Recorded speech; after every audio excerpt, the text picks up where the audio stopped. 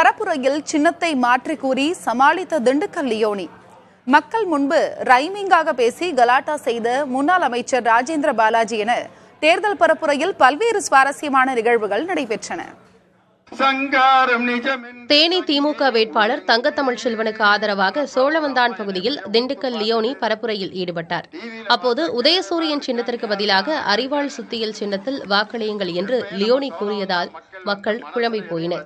உடனடியாக அருகில் இருந்தவர்கள் எடுத்துக் கூற மெல்ல சுதாரித்த லியோனி மதுரை சிபிஎம் வேட்பாளர் சு வெங்கடேசனுக்கு ஆதரவாக பிரச்சாரம் மேற்கொண்டதால் அந்த நினைப்பிலேயே சின்னத்தை மாற்றி கூறிவிட்டதாக எடுத்துக் கூறி சமாளித்தார்.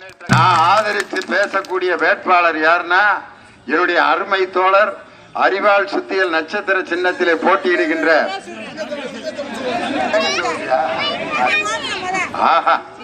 நான் இவ்வளவு நேரம் மதுரையில பேசிட்டே வந்துட்டு தென்காசி அதிமுக கூட்டணி வேட்பாளர் கிருஷ்ணசாமியை ஆதரித்து ஸ்ரீவில்லிபுத்தூர் அருகே உள்ள மல்லை பகுதியில் முன்னாள் அமைச்சர் ராஜேந்திர பாலாஜி பரப்புரை செய்தார்.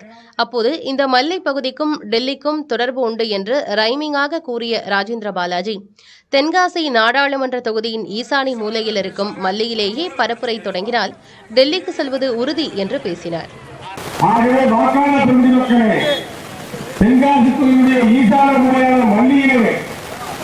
பிரச்சாரத்தை ஆரம்பித்தால் டெல்லிக்கு செல்லாம் என்று நாங்கள் முடிவெடுத்துதான் இந்த ஏனென்று சொன்னால் மல்லிக்கும் டெல்லிக்கும் தொடர்புண்டு. இங்கே பிரச்சாரத்தை ஆரம்பிக்கின்ற டாக்டர் கிருஷ்ணன் அவர்கள் டெல்லிக்கு அனுப்புங்கள்.